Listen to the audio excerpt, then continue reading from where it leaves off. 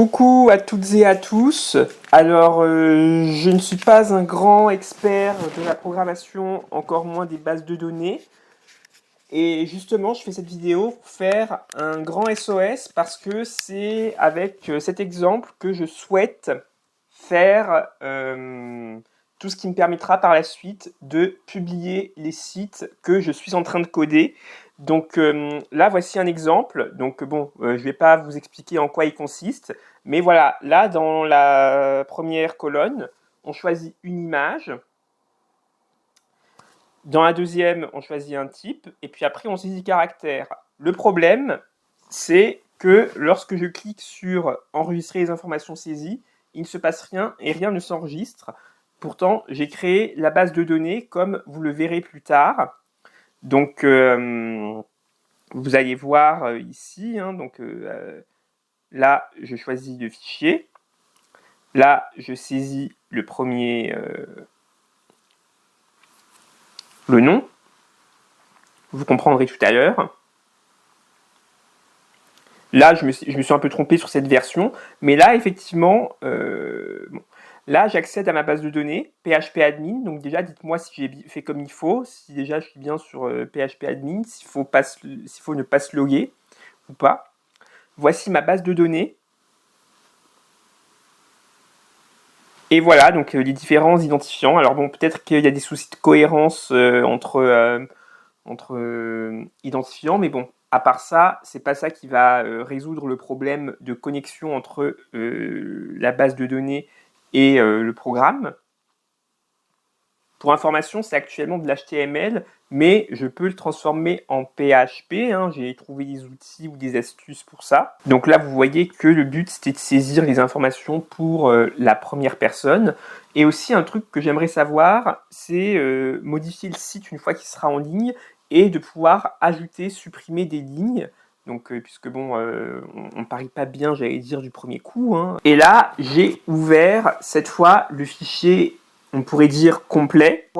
On a bien l'ascenseur au niveau des disciplines. Hein. Tout à l'heure, je l'ai saisi, mais j'avais pas pris le bon fichier. Hein. Vous m'en excuserez d'avance. Et donc, là, je suis confronté toujours au même souci. Donc là, je vais prendre un exemple dont j'ai pas la photo, du moins tout de suite. Et c'est toujours après, en cliquant sur modifier les informations saisies, que il se passe rien. Et vous le verrez que ça supprime April et tout ce qui est écrit. Donc voilà, de retour sur la base. En gros, voilà quelle est ma base. Donc identifiant parce qu'il faut toujours la photo, le type, le nom code, les disciplines enseignées, le numéro de téléphone, l'adresse courriel, la résidence. Bon, j'ai pas eu le temps de tout dire, mais bon, vous avez compris. Et voilà mon code. Donc bon, c'est de l'HTML, mais je connais quelques outils pour passer au PHP. Hein. Je passe un peu les détails, mais si parmi vous, celles et ceux qui ont des tuyaux, je suis plus que preneur.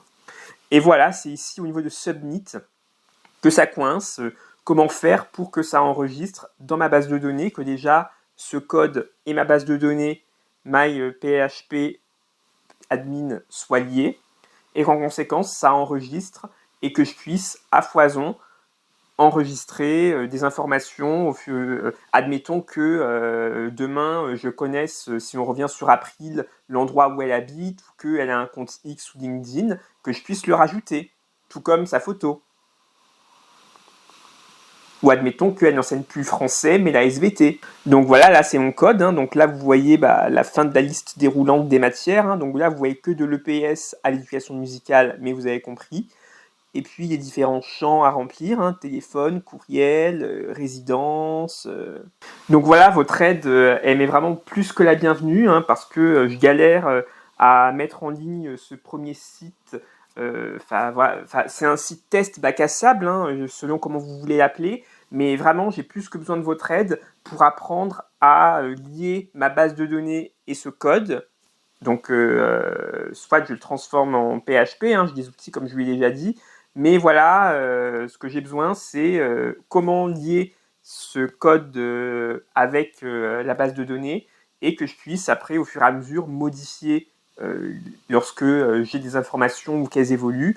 Et encore mieux après, si ultérieurement, une fois le site publié, j'ai besoin d'ajouter, enlever des caractères, des images, des éléments de liste déroulante, etc.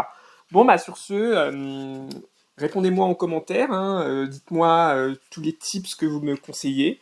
Et sur ce, je vous souhaite une bonne fin de week-end, un excellentissime été, et à bientôt pour de prochaines aventures!